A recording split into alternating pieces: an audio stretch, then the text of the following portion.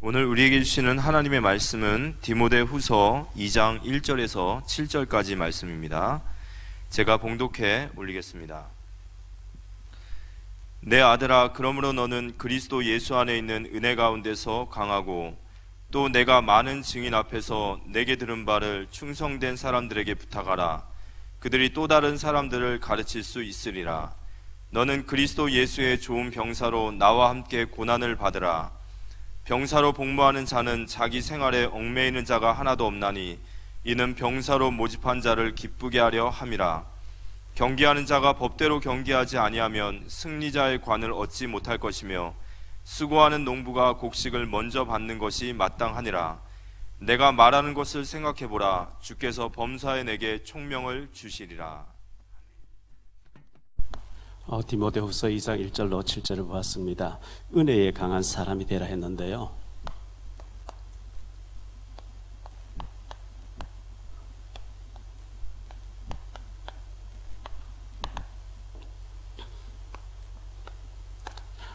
어, 2024년도에 구역장님들은 구역 예배를 잘 챙겨주시길 바랍니다.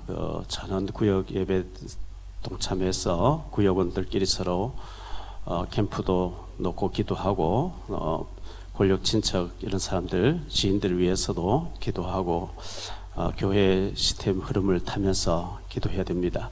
그리고 장로님들 장로회 모인다, 담회 모인다 하면은 전원 다 참석하셔야 돼요. 절반도 안 모이고 이러면 안 됩니다. 장로라고 하는 중요한 직분을 하나 주셨을 때에 흐름을 같이 타고 하나가 되어가지고 기도하면서 장로님이 세워주신 하나님의 계획을 잘 누리고 축복받도록 그렇게 준비해야 됩니다. 어제 날짜로 조선일보 인터넷 신문에 보니까요, 인터넷 뉴스에 보니까 미국 미들베리 국제연구소라고 하는 미국에 연구소가 많이 있잖아요. 연구소에 로버트 칼린 연구원과 지그프리드 교수가 북한 전문 매체인 38로스에 기고한 글이 11일자로 글을 이제 기고했는데, 한반도 정세가 6.25 전쟁 이후에 가장 지금 엄중하고 위기에 처한 것 같다, 이렇게 기고를 했다고 합니다. 1950년 김일성처럼 김정은이가 전쟁에 나설 전략적 결단을 내린 것 같다, 이제 그렇게 실었다고 해요. 그러면서 북한하고 이제 미국하고 지난번에 2019년도에 하노이 회담이 결렬된 이후에 북중도가 이제 힘을 이제 하나로 하고 또 한미일이 이제 힘을 하나로 하는데, 이제 북한에서는 코너에 몰렸고 더 이상 뭐 의지할 데도 없고 하기 때문에 지금 현재 북한에서 전쟁 준비하라는 게 이게 거풍 떠는 것이 아니고 실제일 수도 있다고 하는 가장 위험한 가운데 있는 것 같다고 이렇게 대비를 해야 된다고 얘기했다고 합니다. 어제 YTN 뉴스에 북한에서 대남 라디오 방송인데 그걸 전부 중단시켰다, 뭐 이런저런 것들이 실제 전쟁에 돌입하는 것일 수도 있다, 이런 얘기를 하는 것을 보았습니다. 우리 이런 때에 북한을 놓고 더 기도해야 되겠고, 뭐 악한 영이 김정숙에 들어가서 미치광이 행동을 하게 하면 뭐 터지는 거거든요. 뭐 만약에 전쟁이 터졌다고 하면 이제 지금 현재 미국의 힘이 우크라이나에 또 이스라엘에 분산되는 가운데 미국 대통령 선거 때문에 또 분산되고 이렇게 하는 때에 한국을 이렇게 핵무기를 가지고 해야 되겠다, 이렇게 마음먹을 수도 있다고 이렇게 기고했다고 합니다. 여러 가지 상황이, 이런 상황에서 우리가 깨어 기도하고 국가를 위해서 기도해야 되고, 막상 뭐 전쟁 터졌다 하면은 이거 걷잡을 수 없는 거죠. 뭐 곤두박치는 거고요. 비참한, 우리가 지금 전쟁하고 있는 나라들 보고 되잖아요. 그냥 뻥 터지는 순간에 살아있지 못하고 이런 일들이 벌어지기 때문에 우리가 하나님 앞에 기도해야 되고, 더 국가를 놓고 기도하고 북한을 놓고도 기도해야 됩니다. 우리 교회가 어려워서 북한 선교를 제대로 못하고 있는데, 저 사천에 있는 그르토 교회 유진희 목사님 북한 선교를 위해서 50만 원씩 보내주는 것을 가지고 이번 달에도 그쪽에 두 자매에게 50만 원씩 100만 원을 선교비로 보냈는데, 이 시간을 빌어서 유진희 목사님과 또 그르토 교회에 또 감사를 드립니다. 중국에 남아있는 우리 탈북 사명자들이 너무나 이 갈급한 가운데 또 병까지 들어있는 가운데 말씀을 받고 성경 읽으면서 기도하고 있는데 우리가 거기에 여러 명의 자매들이 기다리고 있고 또 애타는 마음으로 어려운 중에 있기 때문에 우리가 늘 기도로 동행했으면 좋겠습니다. 마가복음 15장 마가복음 15장 21절로 22절에 보니까요, 마침 알렉산더와 루포의 아버지인 구레네 사람 시몬이 시골로부터 와서 지나가는데 그들이 그를 억지로 같이 자게 하여 예수의 십자가를 지우고 예수를 끌고 골고다라 하는 곳, 번역하면 해골의 곳에 이르러 그랬어요.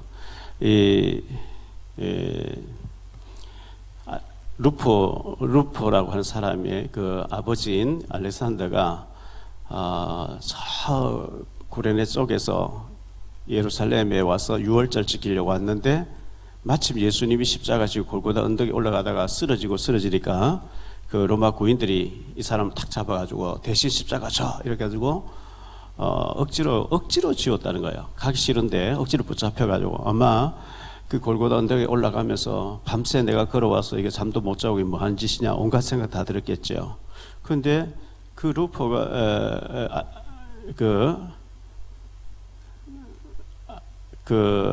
알렉산더의 루포의 아버지인 구레네 사람 시몬이 억지로 십자가를 지고 갔는데 그게 예수님을 위한 십자가, 예수님을 짐을 들어드린 십자가였고 사복음서에 기록이 되어 있고 로마서 16장 13절에 보니까 그의 아들이 너무 중요한 일을 하고 있거든요. 주 안에서 택하심을 입은 루포와 그의 어머니에게 문안하라. 그의 어머니는 곧 내 어머니라. 이 바울이 그의 어머니, 다시 말하면 시몬의 부인되는 사람이 내 어머니라. 친어머니는 아니고요, 영적인 어머니. 바울이 이렇게 얘기하고 이 시몬의 아들 루포가 바울과 함께 로마 복음화, 세계 복음화 하고 있다는, 얼마나 축복받은 게 모르죠. 억지로 십자가를 졌는데, 지기 싫었는데 억지로 졌는데 그런 축복을 받는 것을 보여주고 있습니다. 요한복음 19장 요한복음 19장 38절로 40절입니다.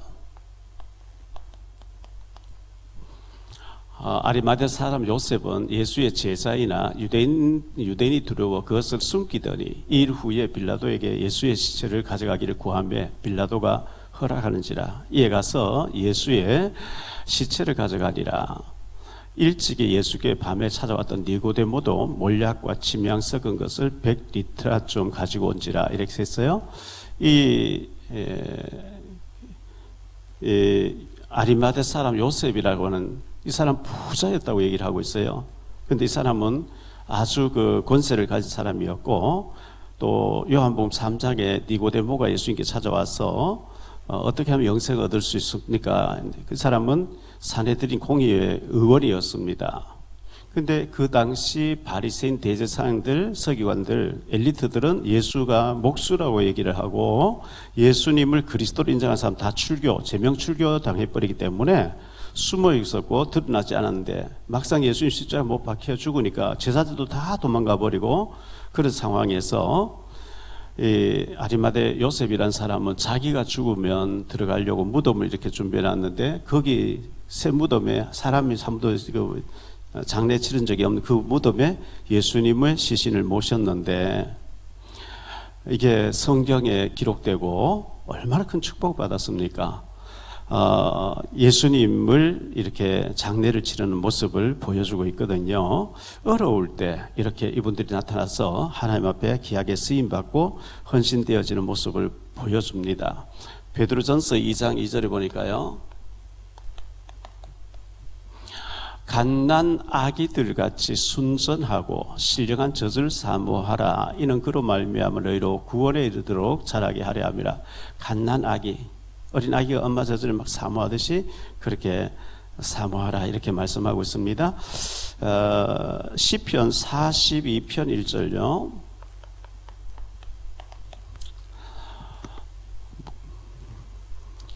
하나님이여 사슴이 시냇물을 찾기에 갈급한 같이 내 영혼이 주를 찾기에 갈급하니이다. 목마른 사슴 시냇물 찾기에 갈급한 같이 우리가 주님의 은혜를 갈급하게 사모하는 자가 되어야 됩니다. 고린도전서 12장 31절인데요.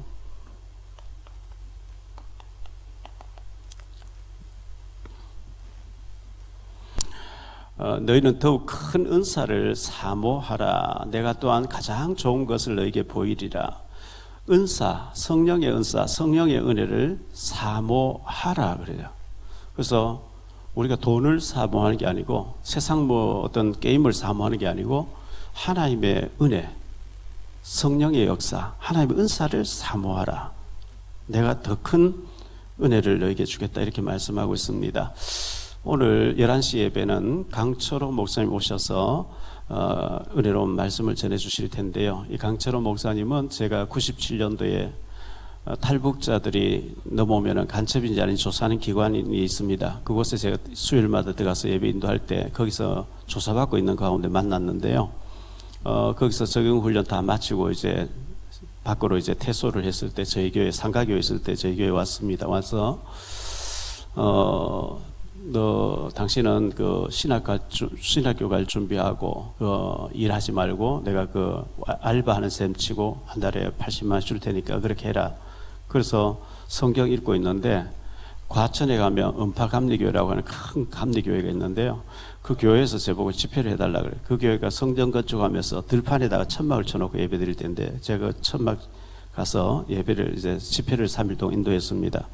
그 교회 목사님이 굉장히 그 감리교회 유명한 분이고 바울 성교회라고 하는 성교 초교파적으로 목사님 몇십 명이 모여서 세계 선교를 하고 있는 목사님이셨는데 그 과천에 가면 호프 호텔이라고 하는 큰 호텔이 있습니다. 거기서 방을 잡아주면서 이 목사님이 오셔서 숙소에 와서 막 우시는 거예요. 어떻게 이 젊은 목사가 이렇게 복음을 잘 전하고 탈북자를 위해서 애쓰고 있냐 하면서 그렇게 하시다가 탈북자 청년 한 명을 자기한테 보내주면 자기가 좀 이렇게 북한 선교를 위해서 키웠으면 좋겠다. 그래서 제가 이 강철호 군을 불러가지고 나는 상가교회 있고 교회도 작고 힘도 없는데 저 큰 교회 목사님이 탈북민을 사명자로 키우려고 하니까 저 교회 가서 더 크게 준비하라. 그곳에 보내줬는데 그 목사님이 장로님 딸하고 결혼하게 해서 감리교 신학교 보내서 감리교에서는 최초로 이제 탈북자 이런 목사가 돼서 많은 일을 하고 있는 친구인데요. 아마 많은 은혜를 받을 것입니다. 강철호 목사님 오셔서 은혜 받도록 기도해 주시고 또 은혜 받으시길 바라고요. 우리가 은혜를 사모하는 자가 되라 이렇게 말씀하고 있습니다. 하나님의 은사, 성령 충만 받으면 은혜에 강한 사람, 이 말은 성령에 강한 사람, 영적으로 강한 사람, 이런 사람이기 때문에 그 사도행전 1장 11절에 갈릴리 사람들이라 그랬잖아요. 이 고기 잡다 온 사람들, 가난한 사람, 배경 없고 능력 없고 지식도 없는 사람들. 예수님은 그런 사람들을 120명에게 예루살렘과 온 유대와 사마리 땅끝까지 복음 들고 갈 것이라 그랬고 사도행전 2장에 보니까 성령 충만 주어서 그들이 로마까지 가서 순교하면서 로마 복음화, 세계 복음화 하는 모습을 보여주거든요. 우리가 성령 충만 받고 은혜를 사모하는 자가 돼서 영적으로 강한 자가 되어야 되겠는데요. 서론에서 은혜에 강한 자가 되라.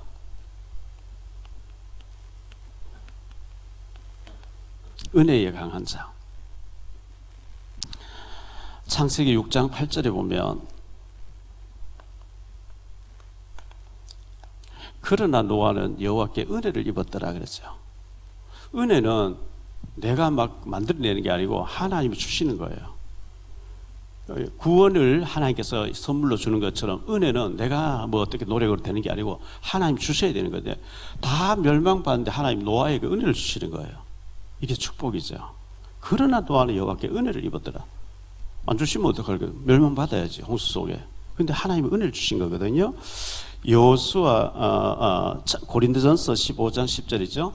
고린도전서 15장 10절에 보면 그러나 내가 나 된 것은 하나님의 은혜로 된 것이니 내게 주신 그의 은혜가 헛되지 아니하여 내가 모든 사도보다 더 많이 수고하였으나 내가 한 것이 아니요 오직 나와 함께 하신 하나님의 은혜로라. 우리가 뭘 일하는 거 내가 했는 것 같지만 내가 한 게 아니고 하나님 은혜 주셔서 하게 한 거거든요. 하나님 은혜로다 이렇게 말씀하고 있습니다. 하나님은 은혜 받은 사람들을 통해서 아브라함에게 은혜 주셨고, 뭐 노아에게, 아브라함에게, 이삭에게, 야곱에게, 요셉에게, 모세에게 은혜 받은 사람을 통해서 하나님이 항상 시대를 살리도록 하셨기 때문에 우리가 늘 은혜 받고 이 시대에 증인되는 삶을 살아야 될 줄 믿습니다. 두 번째, 충성된 사람에게 부탁하라 그랬어요. 충성된 사람.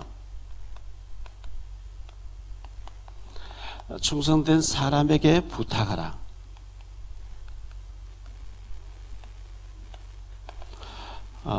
충성되지 않은 사람도 많이 있어요. 민수기 12장 7절에 보니까요, 내 종 모세와는 그렇지 아니하니 그는 내 온 집에 충성함이라. 모세는 하나님 앞에 굉장히 충성된 일꾼으로 종으로 인정받았어요. 내 온 집에 충성된 사람이라. 여호수아 14장 8절 9절입니다.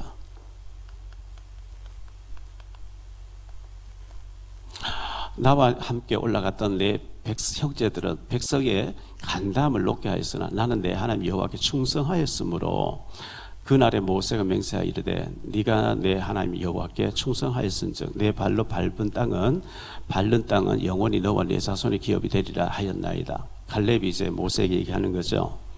갈렙은 충성했다. 잠언 25장 13절인데요.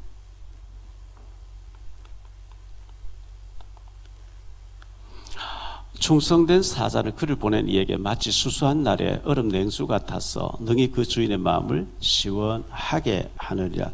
우리가 하나님 마음을 시원하게 해드리는 그런 사람 되기를 바랍니다. 수수한 날에 여름에 더울 때 얼음 냉수 얼마나 좋습니까? 충성된 일꾼은 그와 같다는 겁니다. 잠언 27장 9절인데요. 기름과 향이 사람의 마음을 즐겁게 하나니 친구의 충성된 권고와 이와 같이 아름다우니라. 충성된 권고, 바른 말 해줄 수 있는 사람, 굉장히 중요한 거죠. 잠언 28장 20절인데요. 잠언 28장 20절에 충성된 자는 복이 많아도 속히 부하고자 하는 자는 형벌을 면하지 못하리라. 충성된 자가 복이 많다는 겁니다. 고린도전서 4장 2절에 보니까 고린도전서 4장 2절에 그리고 맡은 자들에게 구할 것은 충성이니라 그랬어요. 우리가 하나님 앞에서 우리 직분들을 많이 받았는데 충성함으로 우리가 하나님께 영광 돌려 그런 축복받은 사람들이 있습니다. 갈라디아 5장 22절에 보면 성령의 9가지 열매 중에서 오직 성령의 열매는 사랑과 희락과 화평과 오래 참음과 자비와 양성과 충성과 그래서 충성. 성령의 열매 가운데 충성이 들어가 있어요. 자, 네가 은혜 속에 강한 자가 되고 다른 사람들 또 다른 사람도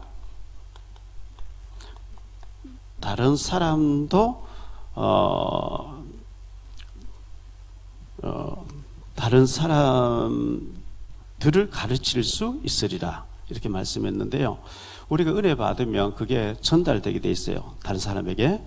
사무엘은 다윗에게 전달했고 엘리야는 엘리사에게 전달했고 모르드게는 에스더에게 전달했고요. 초대교회는 로마까지 전달해서 로마 복음화가 되어졌거든요. 에레미야 20장 9절인데요.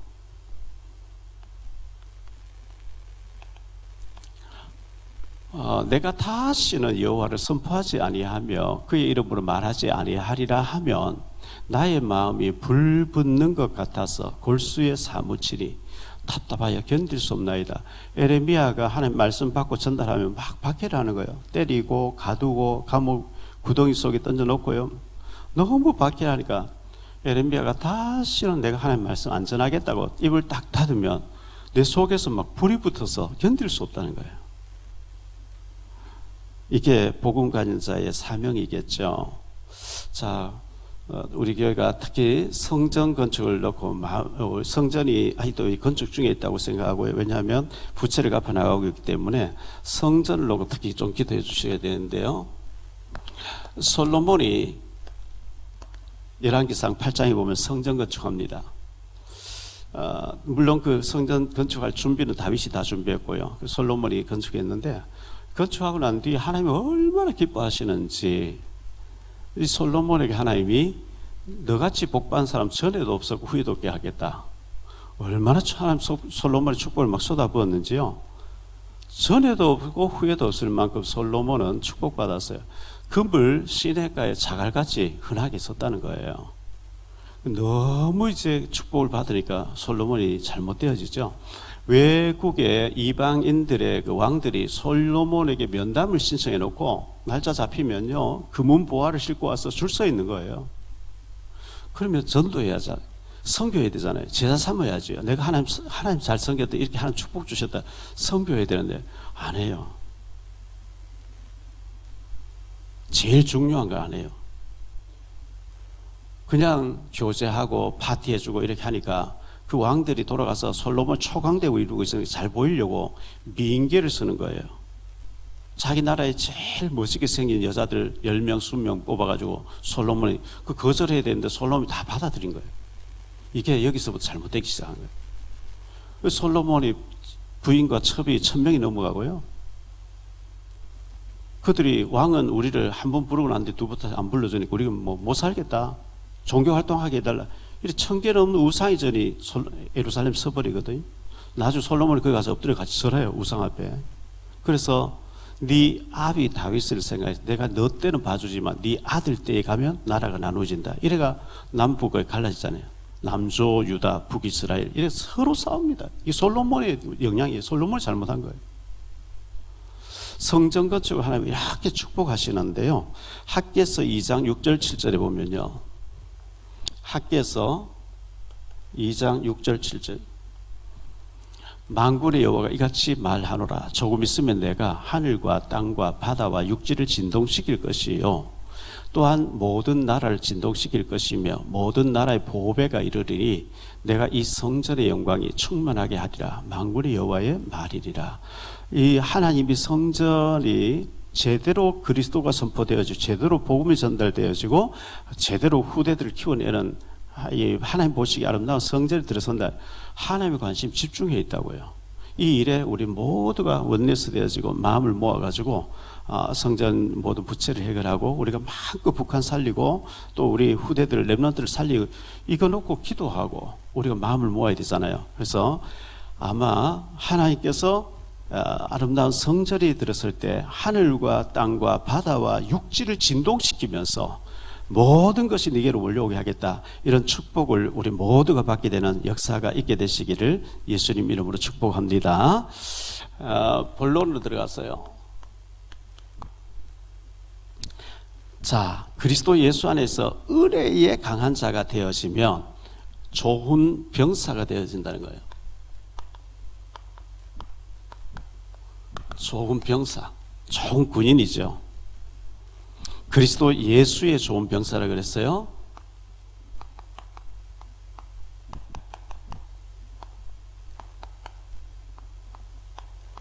그리스도 예수의 좋은 병사. 출애굽기 6장 26절에 보니까요, 이스라엘 자손을 그들의 군대대로 애굽 땅에서 인도하라 하신 여호와의 명령을 받은 자는 이 아론과 모세라 이랬는데요. 이스라엘 백성들이 애굽에서 430년 노예 생활하고 있어요. 노예.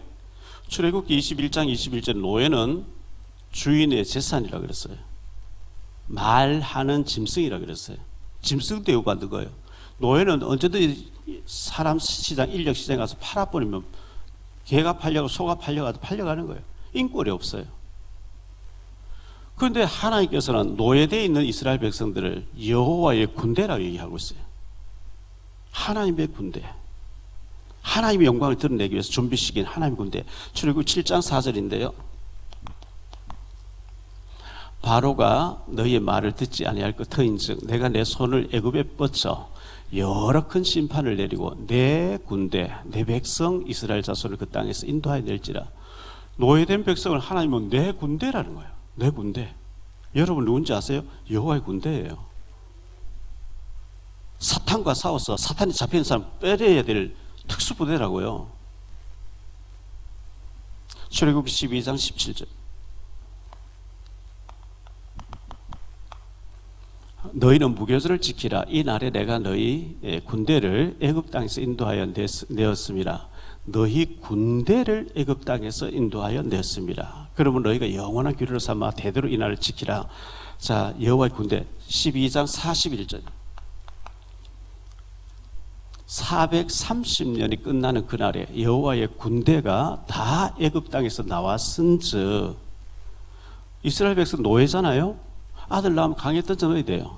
매일 두드러 맞고 람세스 그 피라미드 짓는데 동원되어지고 그렇게 고통당하는데 양의 피를 발랐는데, 문설주의 양의 피를 발랐는데요. 이 피가 뭐냐? 앞으로 메시아 그리스도가 와서 우리 죄를 외치고 주신 보혈이다. 피를 발랐는데 애굽의 바로 왕의 장자부터 모든 사람 집집마다 장자가 다 죽고, 심지어 감옥에 들어간 제수의 아들까지 다 죽는 거예요. 피 안 바르지면 다 죽이는, 하나님께 다 죽이는 거예요. 통곡이 나고 울음소리 막 난리가 난 거예요. 그런데 피 바른 고센 땅에 있는 이스라엘 백성들을 아무 재앙이 임하지 않는 거 있죠. 이걸 유월절이라 그래요. 대대로 지키라는 거예요. 그리스도 십자가의 보혈을 의미하는 거거든요. 오늘 말씀 디모데후서 2장 3절에 보니까 너는 그리스도 예수의 좋은 병사로, 이렇게 얘기했죠. 우리가 예수님의 좋은 병사로 흑암에 사탄이 잡힌 사람들을 건지는 데 쓰임받는 좋은 병사가 되어야 될 줄 믿습니다. 두 번째로 생각할 말씀은요, 고난을 감당하는 병사라 해야 됩니다.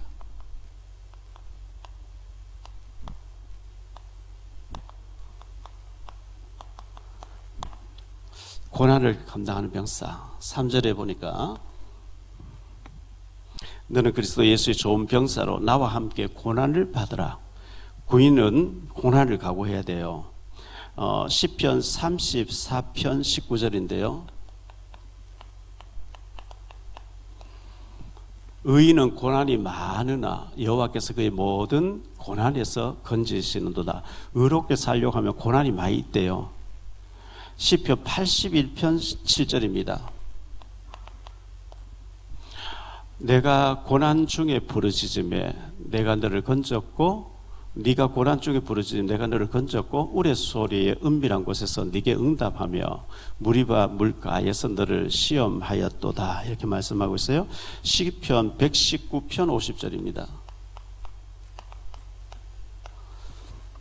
이 말씀은 나의 고난 중의 위로라. 주의 말씀이 나를 살렸기 때문이니다. 이렇게 말씀하고 있어요. 시편 기자 고백하고 있어요. 이 말씀은 나의 고난 중의 위로의 말씀이라. 주의 말씀이 나를 살리셨기 때문이다. 67절입니다. 고난 당하기 전에는 내가 그릇 행하였더니 이제는 주의 말씀을 지키나이다. 여러분 진짜 고난을 당해보세요. 잘못 가던 길 다 고치고 제대로 회개하고 바로 서게 되는 거거든요. 고난 당한 것이 내게 유익이라. 고난 당하기 전에 내가 그릇 행했는데 이제는 주의 말씀을 지키나이다. 71절요. 시편 119편 71절. 고난 당한 것이 내게 유익이라. 이로 말미암아 내가 주의 율례들을 배우게 되었나이다. 하나님이 이유 없이 우리에게 고난 당하게 하는 것이 아니고 더 유익하게 하기 위해서 고난을 허락하시는 거거든요. 시편 140편 12절입니다. 내가 알거니와 여호와는 고난 당하는 자를 변호해 주시며 궁핍한 자에게 정의를 베푸시는도다. 로마서 8장 17절 18절이에요. 자녀이면 또한 상속자 곧 하나님의 상속자요 그리스도와 함께한 상속자니 우리가 그와 함께 영광을 받기 위하여 고난도 함께 받아야 할 것이니라. 생각하건대 현재의 고난은 장차 우리에게 나타날 영광과 비교할 수 없도다. 지금 우리가 좀 고난 당하는 거하고 받을 축복하는 비교 안 된다는 거예요. 디모데후서 4장 5절인데요.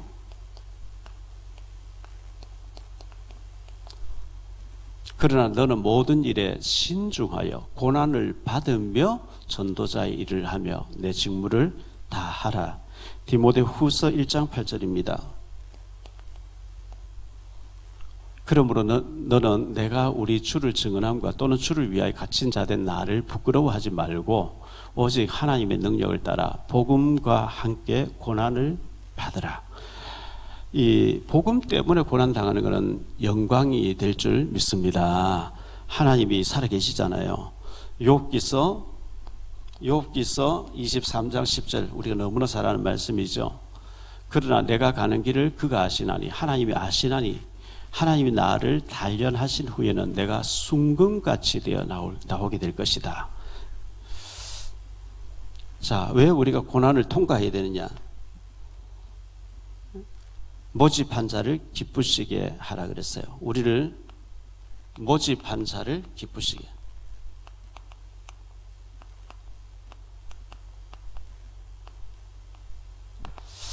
군대 가면 바로 자대에 배치돼서 뭐 탱크 몰고 달리고 이렇게 아니고요. 훈련소에 가서 먼저 훈련부터 받아야 돼요. 그대로 훈련을 받고 난 뒤에 이제 배치돼서 이제 화기를 다루고 하거든요. 훈련 안 받고 배치돼야 큰 사고 나죠. 먼저 훈련부터 받는 것처럼 우리를 모집한 자를 기쁘시게 하기 위해서 4절에 보니까 병사로 복무하는 자는 자기 생활에 얼매인 자가 없나니 이는 자기를 모집한 자를 기쁘게 하려 합니다. 자기 생활에 군인이 말 사적인 일로 뭐 놀러 다니고 어디 신문 갔다 오고 지 마음대로 가버리면 큰 탈령이죠.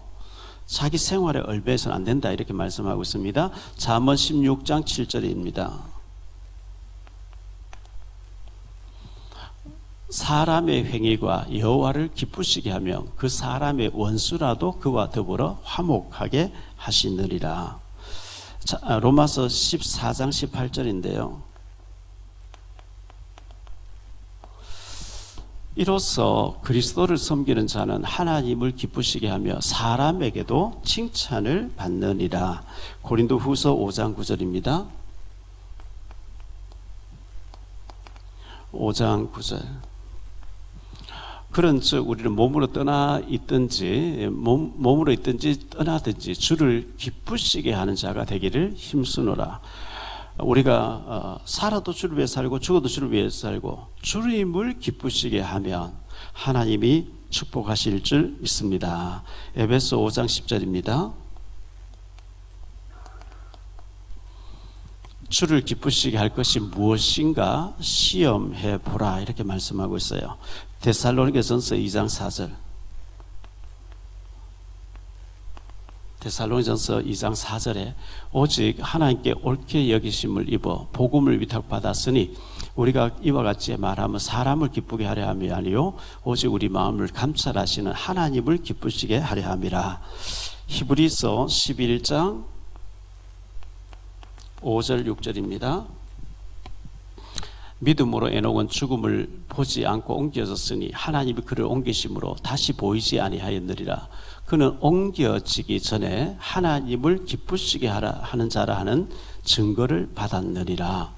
믿음이 없이는 하나님을 기쁘시게 하지 못하나니 하나님께 나아갈 자는 반드시 그가 계신 것과 또한 그가 자기를 찾는 자들에게 상 주시는 이심을 믿어야 할지니라. 히브리서 12장 28절 29절 한 절 더 보죠. 28절 29절.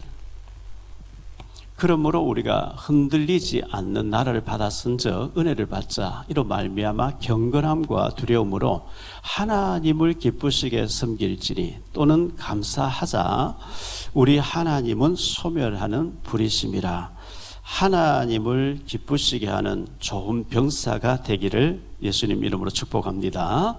두 번째로 생각할 말씀은요, 은혜에 강한 자가 되면 어떤 사람 되느냐? 경기하는 선수같이 된다는 거예요.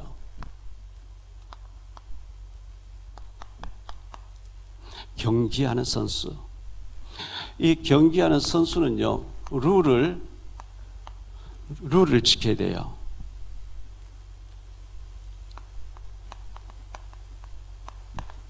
선수가 반칙해 버리면 탈락되는 거죠. 그래서 5절 말씀해 보니까 경기하는 자가 법대로 경기하지 아니하면 승리자의 관을 얻지 못할 것이라. 이 모든 것에는 법이 있거든요. 이 법을 따르지 않으면 안 된다는 거예요. 룰을 지켜야 된다는 거죠. 올림픽 같은 거 하고 나면 뭐라 그러죠? 약물 같은 거 뭐 금지된 약물을 주사기를 넣었는지 이거 다 테스트 하잖아요. 그래서 잘못된 금지된 약물을 썼으면 금메달 따서도 탈락시키고 하는 것을 우리가 많이 보게 되거든요. 베너 영화를 보면 베너가 이제 말을 몰고 가는데 메살라라는 사람이 바퀴에다가 쇠붙이를 아주 강하게 해서 베너의 달리는 그 바퀴에 내려앉도록 계속 그 충돌하면서 그 채찍을 가지고 막 베너를 때리고 메살라가 나중에 죽잖아요. 다니엘서 6장 10절로 22절에 보면 그 다니엘이 총리가 되는데 워낙 나라가 크니까 총리가 3명인데 다른 2명이 다니엘을 이길 수가 없는 거예요. 따라갈 수가 없는 거예요. 따라가지 못하지. 왜냐하면 하나님 다니엘에게 10배는 뛰어난 지혜를 주셨다고 다니엘서 1장 20절에 말씀하고 있기 때문에. 그래서 우리가 도저히 다니엘을 따라갈 수 없으니까 법을 만들자. 이 왕의 신상에 절하지 않는 사람을 사자굴에 던져넣는, 그렇게 꾀를 썼는데 다니엘이 사자굴에 빠졌어요. 사자굴에 빠지고 보니까 하나님이 천사를 보내 사자들이 입을 다 봉해놨어요. 이 다리오 왕이 이제 놀라가지고 사실 하나님 종 다니엘아, 네가 섬기던 네 하나님 너를 보호하시기 능하신 왕은 만세수라옵소서. 내가 섬기는 하나님 나를 위해서 천사를 보내서 사자들 입을 다 봉해놨습니다. 얼른 나와라. 하나도 안 상했어요. 다니엘을 모함했던 사람들 그 두 명의 그 수상들과 그 가족들 애들 다 잡아서 던져놓으니까 땅에 닿기도 전에 뜯어먹더라, 이렇게 말씀하고 있는 거죠. 우리는 하나님의 법, 하나님의 룰을 지키고 그 중에서도 특히 주님이 더 강조한 것을 복음 전파해라, 그리고 제사 삼으라, 후대들을 살려라. 여기에 우리가 올인할 때 하나님 반드시 우리를 축복하실 줄 믿습니다. 이 선수는 어떻게 해야 되냐니까 절제가 굉장히 중요합니다. 이 선수가 먹고 싶으면 다 먹어버리고 자고 싶으면 다 자고 놀러다 다, 그럼 선수가 못 돼요. 될 수가 없죠. 고린도전서 9장 25절에 보니까요, 이기기를 다투는 자마다 모든 일에 절제하나니 그들은 석을 승리자의 관을 얻고자 하되 우리는 석지 않을 것을 얻고자 하도록. 이 절제, 이기기를 다투는 자마다 모든 일, 몇 가지 일이 아니 모든 일에 절제하나니. 절제가 없으면 절대로 선수가 될 수가 없어요.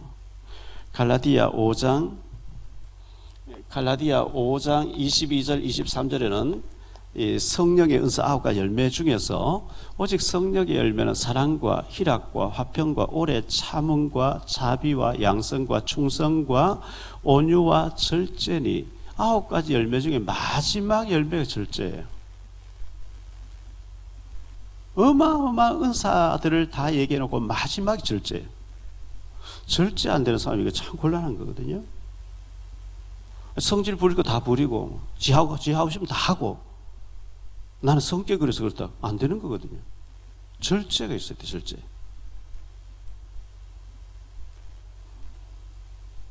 사도행전 24장 25절인데요 바울이 의와 절제와 장차 오는 심판을 강론하니, 이 벨릭스라고 하는 총독이 있었는데 바울을 죄수로 이렇게 감옥 와 있는데 자꾸 불러내가지고 돈을 받을까 해서 자꾸 불러내는 거예요. 근데 그 앞에서 바울이 의와 복음과 절제와 장차 오는 심판에 대해서 강론하니 벨릭스가 두려워하여 대답하되 지금은 가라. 내가 틈이 있으면 너를 부르리라 하고 이제 예, 부르리라 하고 이제 또 돈을 받을까 해서 더 자주 불렀다 이런 얘기가 나옵니다. 뒤에 보면 베드로후서 1장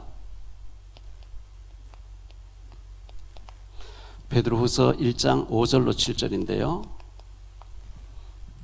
그러므로 너희가 더욱 힘써 너희 믿음의 덕의 지식을, 지식의 절제의 인내를, 인내의 경건을, 경건의 형제 우애의 사랑을 더하라. 여기 보면 절제가 중요하게 나오죠. 우리가 경기하는 선수같이 하나님 앞에 면류관을 받는 영적인 이 전투장에서 절제가 있어야 될 것을 말씀하고요. 세 번째, 그렇게 해야만 승리자의 관을 얻으리라. 승리자의 관을 얻으리라. 면류관을 말하는 거죠.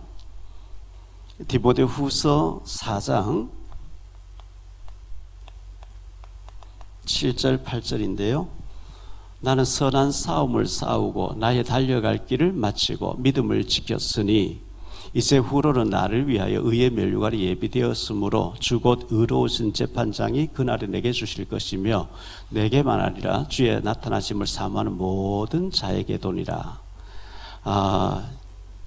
그렇습니다. 선한 싸움을 다 살려가 나의 달려갈 다 마치고 믿음을 지켰기 때문에 이제 후로는 의의 면류관이 예비되어졌는데 이거는 모든 사람, 믿음으로 달려가는 사람 모든 사람에게 주실 것이다. 계시록 2장 10절입니다.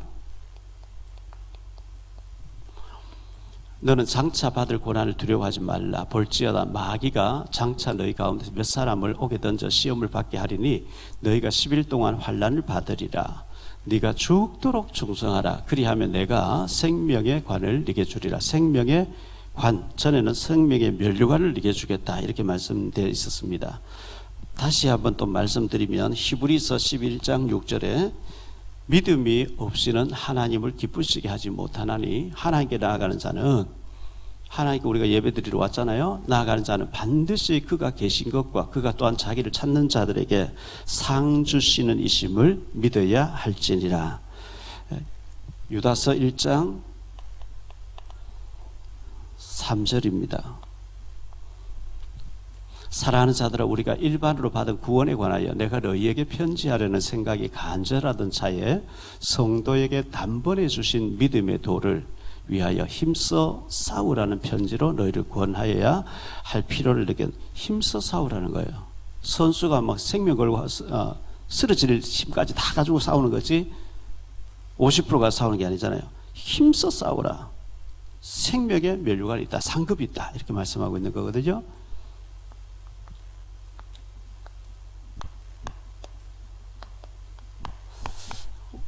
인내하는 농부. 농부는 수고해야 합니다.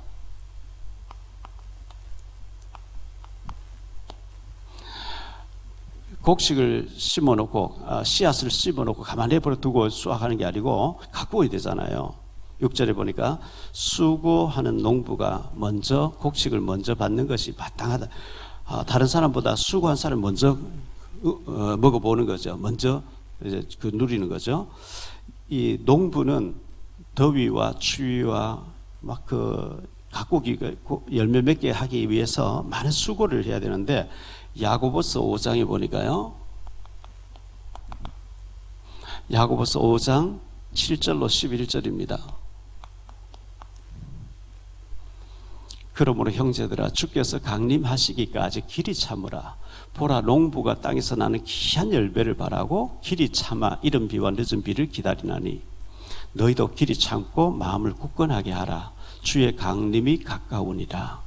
형제들아 서로 원망하지 말라. 그리하여 심판을 면하리라. 보라 심판주가 문 밖에 서 계시니라. 형제들아 주의 이름으로 말한 선자들을 고난과 오래 참음의 본으로 삼으라. 보라 인내하는 자를 우리가 복되다 하나니 너희가 욥의 인내를 들었고 주께서 주신 결말을 보았거니와 주는 가장 자비하시고 긍휼히 여기시는 이시니라. 인내, 농부는 인내해야 돼요. 인내. 그 시골에 사는 사람들 얘기 들어보면요, 농산물, 농사는 주인의 발자국 소리를 듣고 자란다, 열매 맺는다, 이런 얘기가 있어요. 그만큼 자주 가서 돌봐주고 벌레를 먹고 있는지 잡초를 제거하고 가뭄에 마르진 않는지 물을 주고 거름을 주고 계속 이제 돌봐줘요. 그래서 열매를 맺는 거거든요.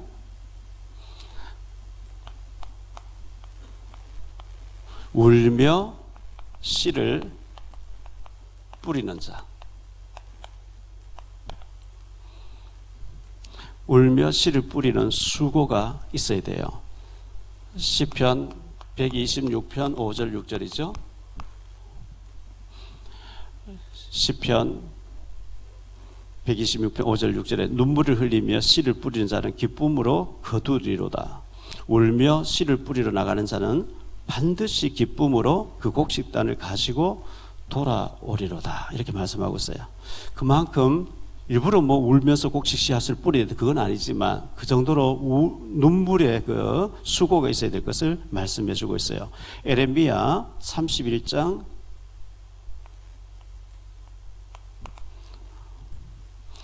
9절 말씀인데요.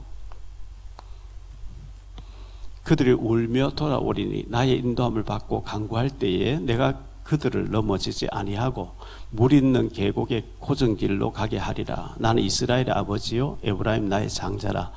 그들이 울며 이렇게 눈물을 말씀하고, 그들이 울며 돌아오리니 나의 인도함을 받고 간구할 때에 내가 그들을 넘어지지 않게 하고 물 있는 계곡의 고정 길로 가게 하리라. 이렇게 말씀하고 있거든요. 디모데 후서 1장 4절.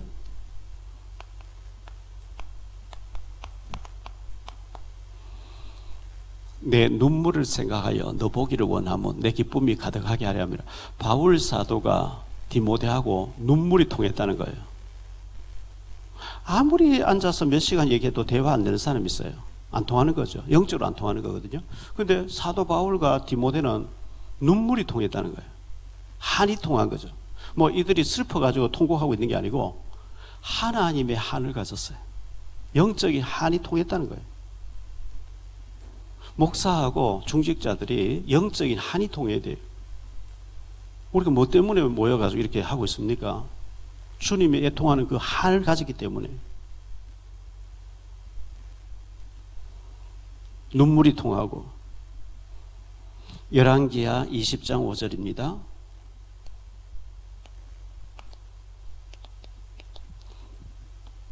너는 돌아가서 내 백성의 주권자 히스기야에게 이르기를 왕의 조상 다윗의 하나님 여호와의 말씀이 내가 네 기도를 들었고 내 눈물을 보았노라. 내가 너를 낫게 하리니 네가 3일 만에 여호와의 성전에 올라가겠고. 히스기야가 병들었어요. 이사야 가서 하나님이 말씀해 집안 정리하고 유언하세요. 하나님 데려간다 했습니다. 히스기야가 하나님 앞에 낯을 벽으로 향하고 하나님 앞에 울부짖죠. 하나님, 내가 전심으로 주님을 섬긴 거 기억해달라. 이사야 나오는 다시 들어가라는 거예요. 들어가서 내가 네 병 치료해준다. 15년 연장시켜주겠다. 그렇게 말씀한 눈물의 기도를 하나님, 내가 네 눈물을 보았고 네 기도를 들었고 이렇게 말씀했거든요. 이사야 시편 42편 3절입니다. 사람들이 종일 내게 하는 말이 네 하나님이 어디 있느냐 하오니 내 눈물이 주야로 내 음식이 되었도다. 참 이런 때가 있죠. 네 하나님 섬기는데 왜 그래? 네가 왜 그렇게 가난해? 네가 왜 그렇게 못났어? 네 지금 하나님 사랑의 증거가 뭐냐? 눈물이 통곡을 하는 거죠. 시편 56편 8절인데요.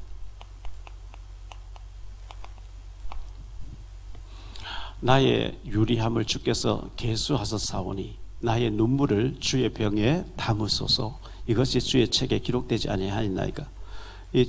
정말 복음 가진 자가 눈물로 기도하는데 하나님 그것을 주의 병에 담을 정도로 하나님 기억해 달라는 거거든요. 히브리서 5장 7절입니다. 우리 예수님이 이 땅에 계실 때 많이 통곡하셨어요. 그는 육체에 계실 때에 자기를 죽음에서 능히 구원하실 이에게 심한 통곡과 눈물로 간구와 소원을 올렸고 그의 경건하심으로 말미암아 들으심을 얻었느니라. 예수님의 공생의 3년 중에 웃으셨다는 얘기가 없어요. 우셨다는 얘기가 3번 나와요. 눈물을 흘리시더라. 심한 통곡을 하셨다. 이렇게 말씀하고 있어요. 자, 우리가 눈물을 흘리며 씨를 뿌리고 수고하는 농부처럼 할 때에 어떤 결과가 우리에게 있어집니까? 먼저 받는 즐거움을 주십니다. 먼저 받는 즐거움. 먼저 받는 응답을 주시는데요. 6절 말씀, 오늘 6절 말씀 보면은요. 수고하는 농부가 곡식을 먼저 받는 것이 마땅하리라. 농사 지어 놓으면 왕이 먼저 맛보는 게 아니고 아주 돈 많은 사람 먼저 맛보는 게 아니고 농부가 먼저 맛을 본다. 먼저 네가 응답 받는다. 이렇게 말씀했습니다. 고린도전서 9장 9절로 13절을 보겠습니다. 모세의 율법에 곡식을 밟아 떠는 소에게 망을 씌우지 말라 기록하였으니 하나님께서 어찌 소들을 위하여 염려하심이냐. 오로지 우리를 위하여 말씀하심이 아니냐. 과연 우리를 위하여 기록된 것이니 밭 가는 자는 소망을 가지고 알며 곡식 떠는 자는 함께 얻을 소망을 가지고 떠는 것이라. 우리가 너희에게 신령한 것을 뿌렸은즉 너희의 육적인 것을 거두기로 과다하겠느냐. 다른 이들도 너희에게 이런 권리를 가졌거든 하물며 우리일까 보냐. 그러나 우리가 이 권리를 쓰지 아니하고 범사에 참는 것은 그리스도의 복음에 아무 장애가 없게 하려 함이로다. 성전의 일을 하는 이들은 성전에서 나는 것을 먹으며 제단에서 섬기는 이들은 제단과 함께 나누는 것을 너희가 알지 못하느냐. 이렇게 말씀하고 있습니다. 믿음으로 신고 먼저 하나님의 나라를 세우는 자가 힘들 것 같죠. 항상 우리는 우리나라 대한민국 요즘만 어려운 게 아니고요. 옛날에 조선시대 도 어렵고요. 옛날에 더 어려웠어요. 항상 위기였어요. 계속 어려워요. 교회가 어렵고 한데 어려운데 헌금한다? 어렵죠. 근데 어렵다는 핑계 대고 안 한다? 10년 지나놓고 보세요. 20년 지나놓고 보세요. 믿음으로 하지 않는 사람하고 믿음으로 했던 사람은 천지 차이를 하게 돼 있어요. 하나님 살아계신 증거잖아요. 하나님 그걸 모르시냐? 어려운 중에 막 하려고 해서는 모르시냐? 알고 계시고 하나님 받으시거든요.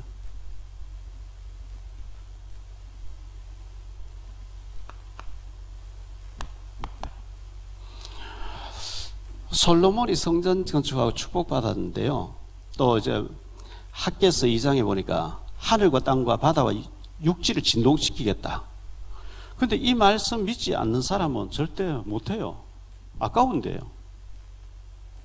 어떻게 헌금을 합니까? 어려움 중에서도 성전 건축에 평신도가 말이죠. 매년 1,000만 원씩 10년 동안 1억 넘게 한 사람도 있어요. 우리 주보에 보면 한 구자 했는데 무명으로 쫙 나와있죠. 그 무명으로 한 사람 저는 다 알고 있어요. 왜? 제인데 와서 그냥 무명을 해주세요. 알았어요. 그렇게 하는 사람하고 하나님이 천지를 신동시키면서 늘 축복하겠다 이 말을 안 믿으니까 못하는 거죠. 안 믿는데 어떻게 하겠어요?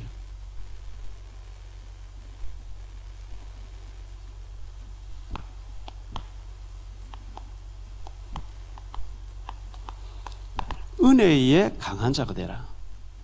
영적인 강한 자가 되라. 성령으로 충만한 자가 되라. 왜? 성령 충만하면 우리는 늘 육신이거든요. 육신이고 세상이고 내가 내 꼬라지를 알잖아요. 하나님은 무한한 것을 주시려고 하기 때문에 은혜에 강한 자가 되라. 영적으로 강한 자가 되라. 성령이 충만한 자가 되라.